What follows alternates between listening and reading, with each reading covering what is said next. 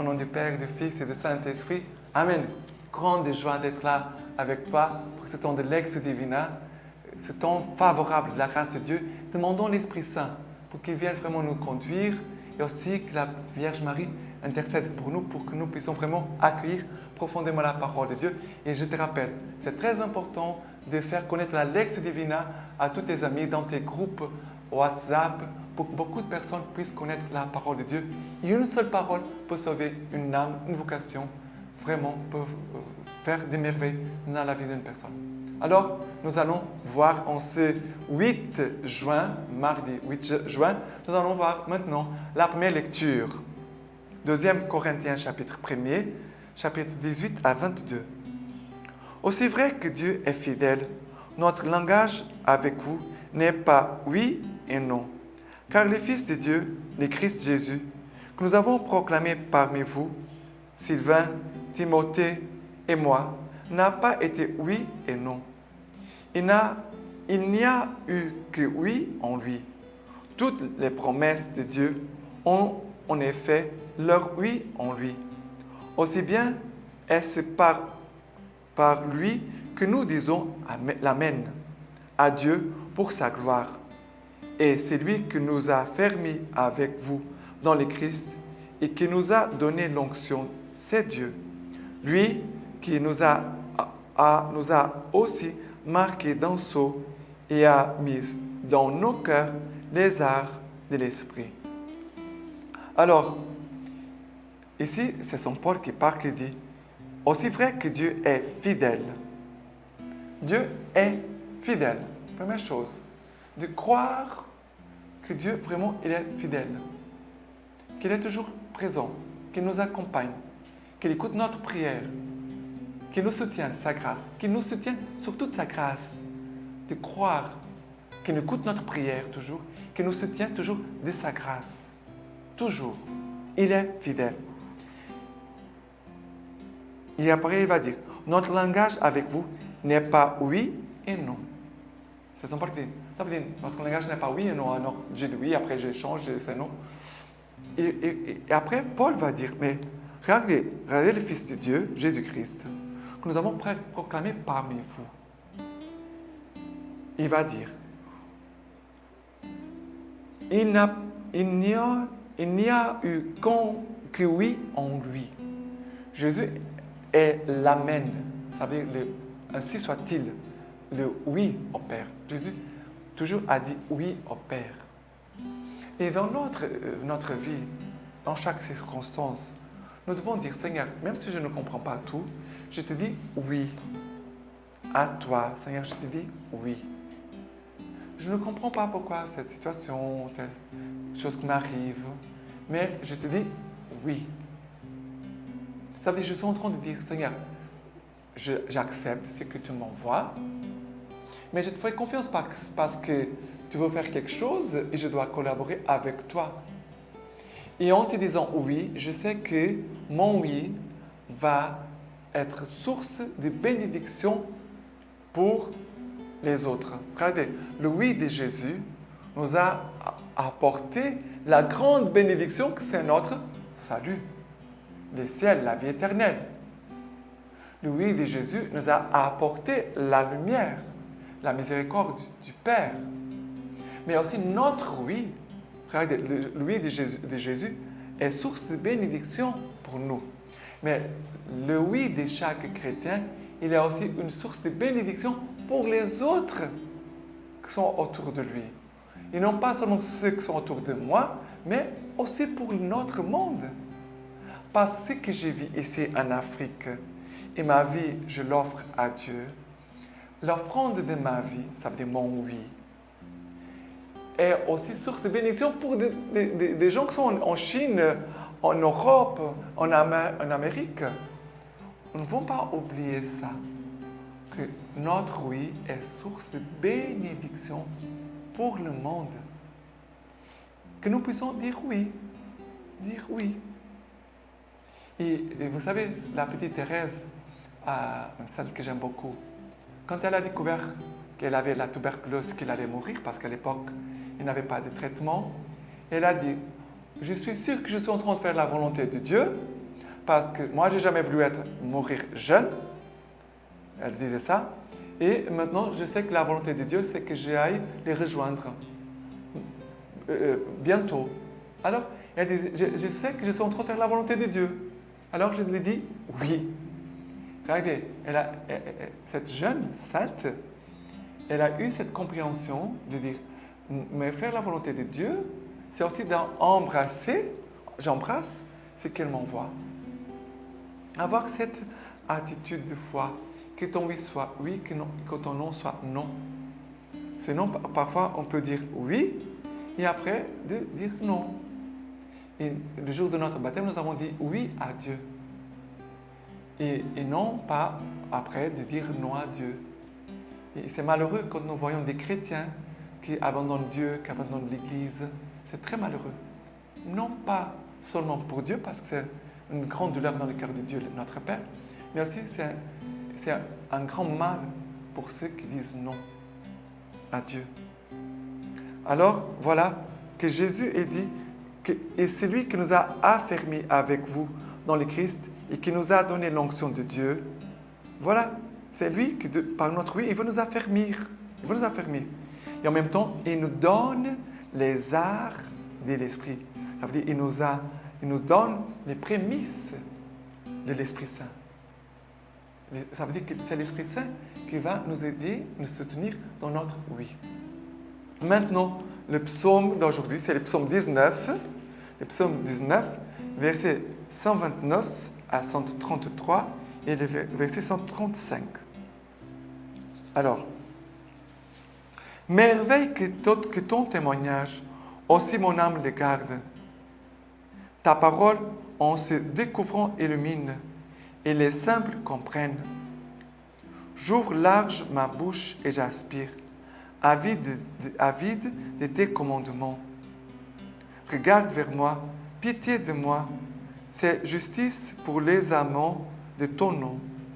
Fixe mes pas dans ta promesse, que ne triomphe de moi le mal. Pour ton serviteur, illumine ta face, apprends-moi tes volontés.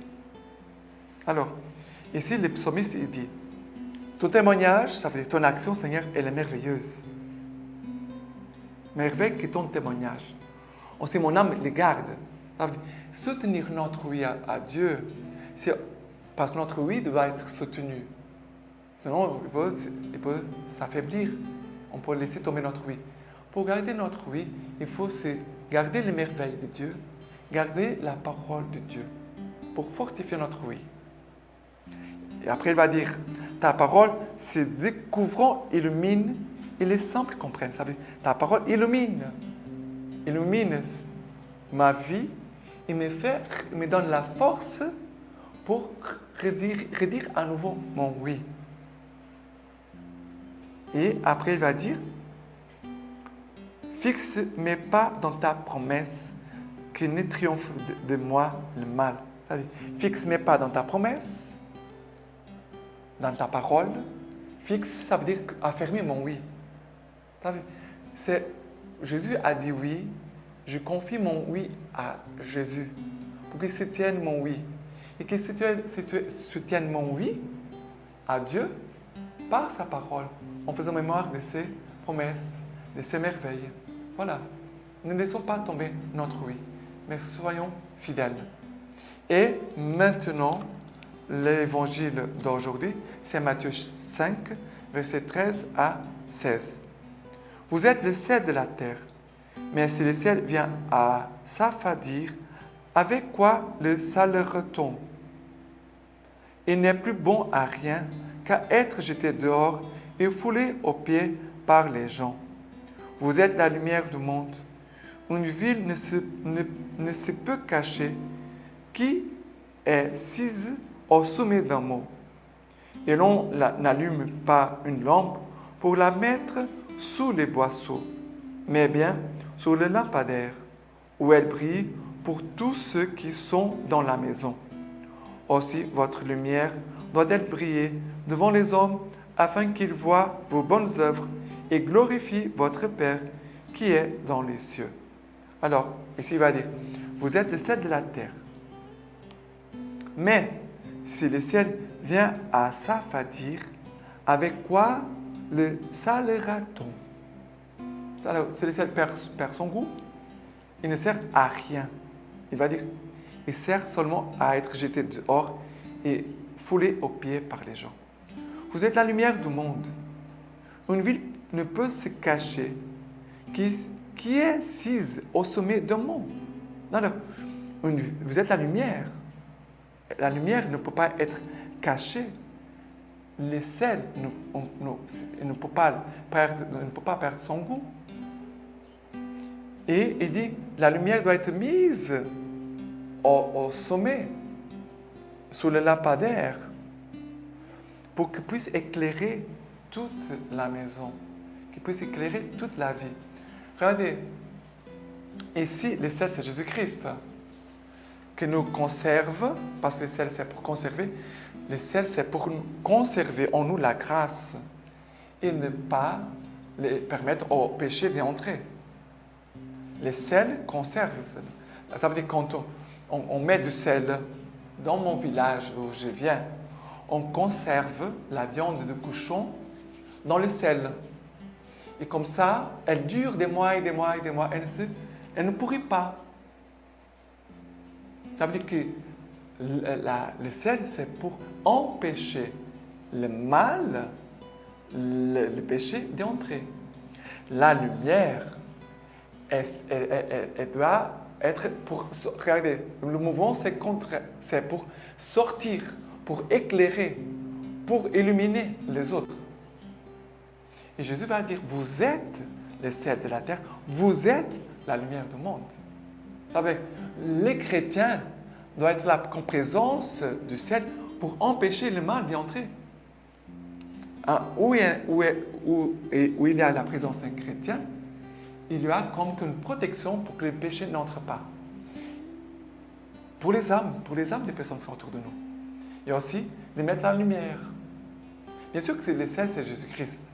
La lumière, c'est Jésus-Christ. Mais Jésus veut se servir de nous. Il veut se servir de nous. Mais que, voilà, ce ton oui devient non, ça veut dire que est en train de se perdre. La grâce est en train de se perdre. Les péchés sont en train d'entrer. Soyons fidèles. Soyons fidèles dans cette confiance. On doit demander une grande confiance, une grande grâce d'abandon, de confiance. Et même si on se sent parfois impuissant, nous ne pouvons pas oublier que Dieu se sert de chacun de nous, mais que nous soyons dociles. Nous puissions laisser Dieu se servir de chacun de nous. D'accord? Alors, c'est Saint Ignace, évêque d'Antioche, lettre aux Romains. Je le cherche, lui qui est mort pour nous. Je le désire, lui qui est ressuscité pour nous. Mon enfantement approche. Pardonnez-moi, mes frères, mais ne m'empêchez pas de vivre. Ne cherchez pas à me faire mourir. Puisque je veux être à Dieu, ne me livrez pas au monde. Ne m'égarez pas au moyen de la matière. Laissez-moi recevoir la pure lumière. Quand je serai arrivé là, je serai un homme. Permettez-moi d'imiter la passion de mon Dieu. Si quelqu'un a Dieu en lui, il pourra comprendre ce que je veux et il aura pitié de moi, connaissant ce qui fait mon angoisse. Ne parlez pas de Jésus-Christ alors que vous désirez le monde. Que l'envie n'habite pas en vous. Quand je serai près de vous, je vous implore, ne me croyez pas. Croyez plutôt ce que je vous écris. En effet, je vous écris alors que je suis vivant, mais en désirant mourir. Mon désir terrestre a été crucifié. Il n'y a plus en moi d'ardeur pour aimer la matière, mais une eau qui vit et qui parle, disant au fond de moi, viens vers le Père. Ne prends plus de plaisir à la nourriture périssable, ni au plaisir de cette vie. Je désire le pain de Dieu, qui est la chair de Jésus-Christ, issue de David. Et comme boisson, je désire son sang, qui est la charité impérissable. Souvenez-vous dans votre prière de l'Église de Syrie qui, au lieu de moi, a Dieu pour pasteur, seul Jésus-Christ, et aussi votre charité la gouvernera en guise d'évêque. Pour moi, je rougis d'être compté parmi les évêques, car je n'en suis pas digne. Étant le dernier d'entre eux, il y a un avorton. Mais j'ai obtenu par miséricorde d'être quelqu'un si je rejoins Dieu. Mon esprit vous salue et aussi la charité des églises que m'ont accueilli au nom de Jésus-Christ. Et maintenant, je vous laisse la bénédiction par les mains toutes pures de la Vierge Marie. Que Dieu Tout-Puissant vous bénisse et vous garde, le Père, le Fils et le Saint-Esprit. Amen.